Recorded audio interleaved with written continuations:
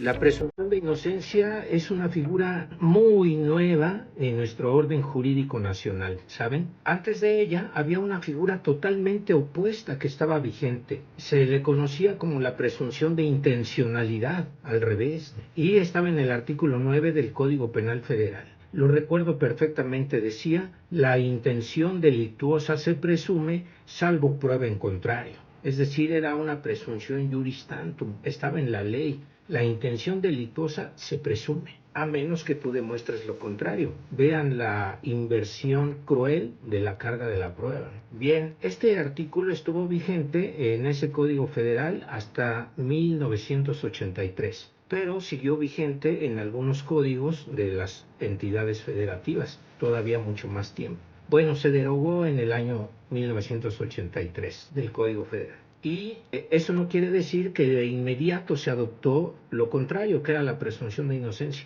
No, permaneció ese asunto, digamos, como que vacío, y la jurisprudencia tuvo que decir que esta presunción de inocencia estaba implícita en la Constitución. O sea, tú la tenías que encontrar, la tenías que sacar interpretando otros artículos, el 14, el 16 constitucional, algunos otros más, y era implícita, no tenía fuerza legal. Fue únicamente hasta el año 2008, en la reforma del 18 de junio, donde quedó de manera textual ya incluida la presunción de inocencia en nuestra legislación. Ocupó el artículo 20, apartado B, fracción 1, que era el lugar donde antes estaba la libertad provisional, le correspondió ese lugar. Y bueno, pues ahora ya la tenemos ahí en esa parte de la Constitución específicamente. También la puedes encontrar en el artículo 8.2 de la Convención Americana sobre Derechos Humanos, en el 14.2 del Pacto Internacional de Derechos Civiles y Políticos, también en la Declaración Universal sobre Derechos Humanos en el artículo 11 y también en el artículo 26 de la Declaración Americana de Derechos y Deberes del Hombre. Bueno, pues ahora ya está entonces textual.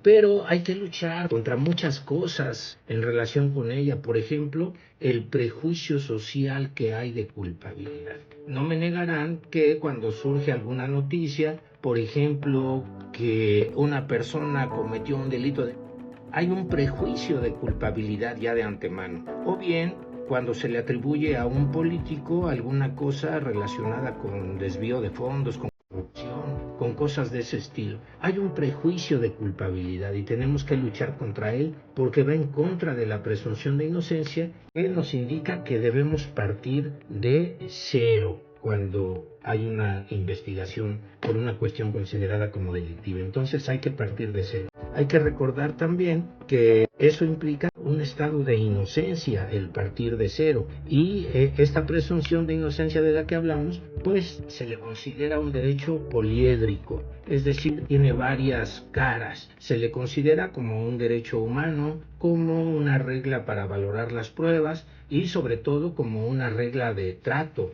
para no causar males innecesarios a las personas. Desde el punto de vista filosófico, significa algo así como que eres inocente. Desde el punto de vista sustantivo, es algo a lo que tienes derecho. Y desde el punto de vista adjetivo, pues implica que la carga de la prueba corresponde a la acusación.